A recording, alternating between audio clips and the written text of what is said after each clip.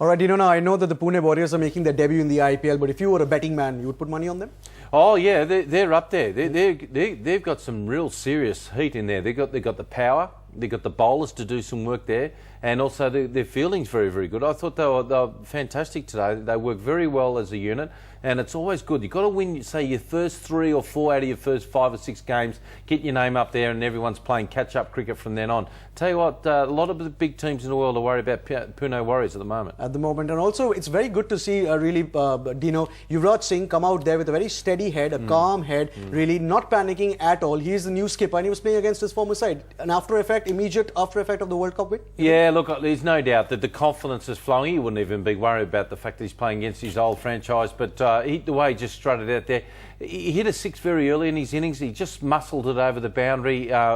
Before, say, 12 months ago, he wouldn't have hit it over mid-wicket, or maybe straight down mid-wicket's throat. That's the way the game goes sometimes.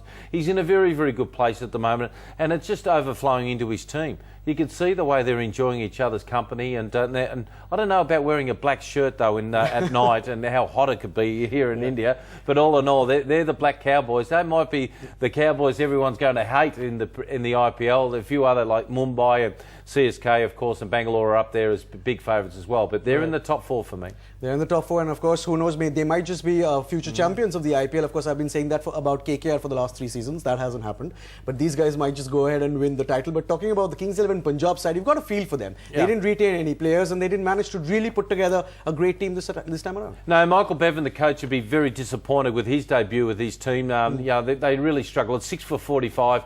The fat lady entered the building, sang and went home and ordered a cup of tea. The game was already gone after about 6 or 7 overs. They did well to punch out 112 in the end. Yep. Got a quick wicket, but really, once you only make 112, it's all over. But that's the worst thing about this T20 cricket. You know, if the first 6 overs, 7, you lose 5, 6 quick wickets, the game's over. We're in 50-50 cricket. You still got a bit of time to collect yourselves, then come back with the last 20 overs. Well, you can't do that in T20. You just got to keep the pedal to the metal and go hard. And that's why sometimes there's a lot of critics about the games not quite as good as obviously as 50-50 cricket and of course Test cricket. Also, Deano, you do get a sense that most of the teams, of course, we talked about this right after the auctions when the players were first picked as well, how most of the teams have really done their homework this time around. Someone like an Alfonso Thomas, no one really had heard of him. He comes along and he takes Gilly's wicket in the first over. He takes another wicket in his first over itself.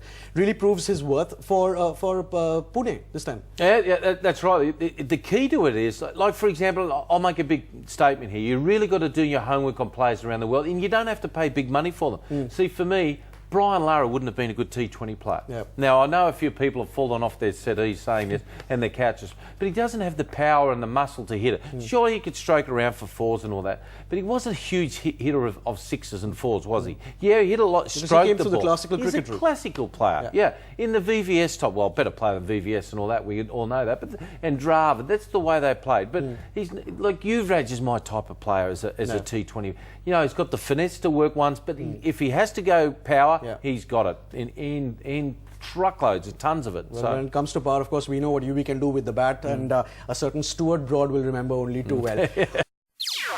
NDTV's cricket app, Android and iPhone, fastest scorecard, special analysis, and much more.